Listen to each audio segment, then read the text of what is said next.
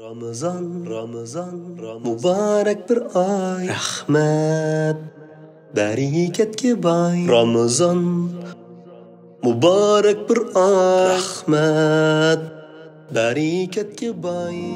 Allah Teala tezkiyet nüfus, yani kalbni paklash haqida Qur'oni Karimda nurg'un oyatlarni bayon qilgan bo'lib, bu vaqtda Alloh taolo mundaq deydi: "Qad aflaha man tazakka." Bu oyatning ma'nosi haqida Jaloliddin Hazratlari Tafsir Jalolaynda mundaq deydi: "Iymon bilan qalbni paklagan kishi futuq qozondi." Tafsir Bag'aviyda Imom Al-Farro Al-Bag'aviy Hazratlari Allohga sherik keltirishdan pok bo'lgan La ilaha illalloh degan kishi maqsadga yetdi deb tafsir qilgan. Umuman mufassir ulamolar bu oyatga qilgan tafsirida insonning nafsini paklash uchun eng muhim bo'lgan narsa tavhidni tushunishdir degan. İslam ruhiyati musulmonlarni boshqa dindagi va boshqa to'plamdagi kishilardan alohida farqlantirib turdi. Ana shu farqlantirishga turtki bo'ladigan eng muhim omil tavhiddir. Tavhid demak Alloh taoloni yakka yagona, hech sherik yo'q deb bilishdir. Tavhid demak butkul ibodat yolg'iz Alloh uchundir deb bilishdir.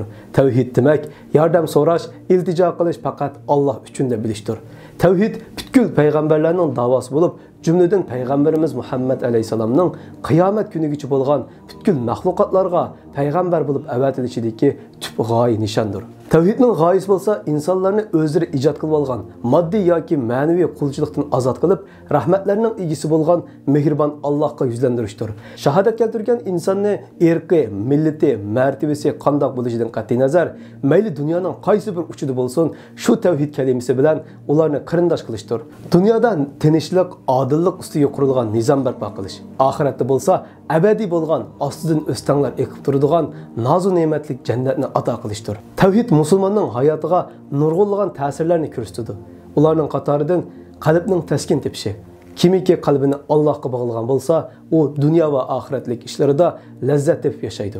Chunki qalbni Allohga bog'lagan musulmon uchirgan musibatlarga bu Allohning siniqi deb sabr qilsa, xushallik kelgan chaqda Allohga shukrlar aytadi.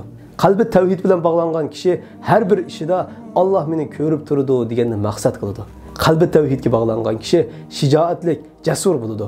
Chunki ularning tayanchi dunyo va oxiratning podshohi Allohdir. Qalbi Allohga bog'langan kishining oldigan eng chong foydasi bo'lsa, jahannam azobidan qutulib, mangulik jannatlarga kirishdir.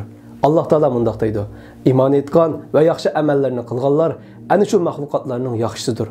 Ularga Parvardigorning dargohida beriladigan mukofot ularning turar joyi bo'lgan, ostidan o'stanglar eqib turadigan jannatlardirki, ular jannatlarda mangu qoladi.